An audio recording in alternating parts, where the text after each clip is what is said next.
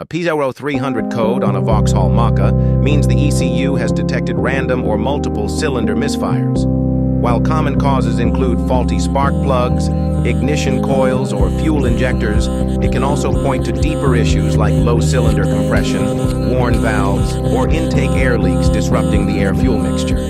Symptoms include rough idle, loss of power, and hesitation, and if left unresolved, misfires can overheat and damage the catalytic converter.